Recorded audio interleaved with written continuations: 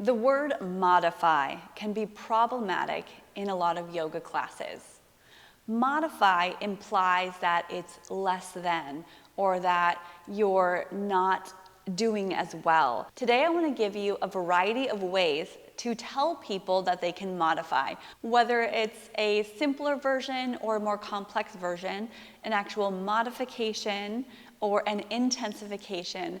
There are a bunch of ways that you can tell people to take another option. My name's Ashley. I teach confident cueing techniques and simple sequencing strategies to new yoga teachers so that they can get out there and actually teach with confidence. And if you haven't heard yet, I did just start a brand new membership, a sequencing and cueing membership for new yoga teachers so that you can dive deeper into the sequencing strategies and the cueing techniques that I teach. You can check it out at ashesyoga.com/membership. And I'll leave all the links in the description below as well. So let's get to that list of other ways to tell people to modify. You have the option to, maybe, if you have further to go, if you want to spice this up, if you're feeling frisky, if it's available today, if you feel like it. Yogi's choice. For more sensation, for less sensation, just for today, try. If your body is asking for more, if your body is asking for less, if it feels good to you, might I offer another suggestion? Here's another variation. If you could stay here all day, if your mind is starting to wander, this isn't Simon Says. You don't have to do what I say. Maybe your body feels like, consider this option.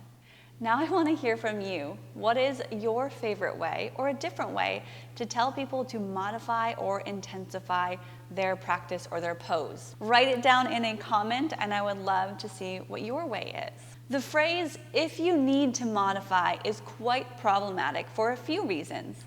Number one, I already mentioned that modification or modifying assumes it's a lesser than pose or it's not as good. So we want to stay away from the word modify in general. Even though modify does mean anything, it means to intensify, it just means to change something. It doesn't mean that it's less than, but that's what's in our brain. That's a connotation in our brain when it comes to modifications. And the phrase, if you need to modify, is also problematic. A lot of us don't need to modify something. Even if my shoulder is hurting, I don't need to modify a plank pose, but I probably should. So I want to have that option, or if it's available, I want to go further. That sounds a lot more inclusive. It sounds a lot more just helpful rather than if you need to drop your knees. Well, how do you know if you need to? How does a beginner know if they need to modify? How do they know what they need to feel like? A lot of beginner yoga students have no idea. Do I need to? And they trust you as the teacher to guide them. So giving them more of an invitation to check in with their body and give them the option to modify or to intensify if they want it. So it's more of them and what they want. It's their class. So they get to decide if they want to push themselves or take it down a level. It is your job as a yoga teacher to simply be a guide. So if you see someone who is modifying or varying their poses, don't yell at them, number one. I wouldn't recommend that to anybody. Don't get mad at them. Honor that that is the place they are in right now and allow them to do that. Now, I know it could get distracting if someone's off doing their very own thing, some interpretive dance in the back of the class. I know it's happened to me before. But most of the time, people are just trying to do what they can and how they feel in that moment. Each day is going to be very different. Each day is going to bring a new and different set of challenges and strengths for people's bodies and minds. And if you're a woman, there's different times of month that you're going to feel more energetic and other times where you're like, I just want to sit in child's pose and that's all I want to do. And honor that. It's okay to do that. And give your students permission to do that as well.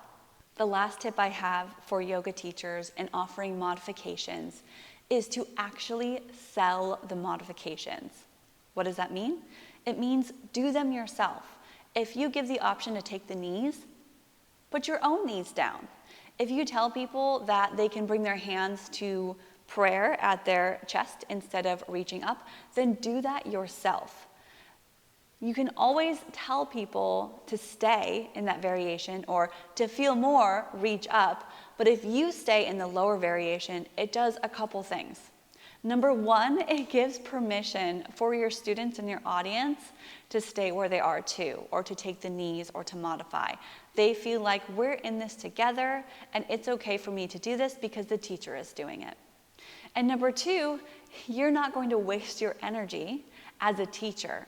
As a teacher, it is not your own practice. You should not be getting the full effects of the practice. You do not need to be stretching to your deepest point or demonstrating the most amazing pretzel-like poses. That can cause injuries and also wears you out really fast. So it keeps your energy safe and at a good level so that you can keep giving to your students. And those were my tips for how to tell people to modify without telling them to modify.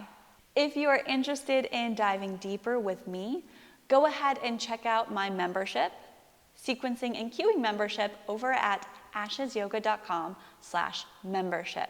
I would love to see you in my inner circle where we talk a lot more in depth about these kinds of topics on confident cueing techniques and simple sequencing strategies for safe and effective yoga classes. If you are a yoga teacher and you want to get out there and teach with authenticity, ease, and confidence, make sure that you check it out.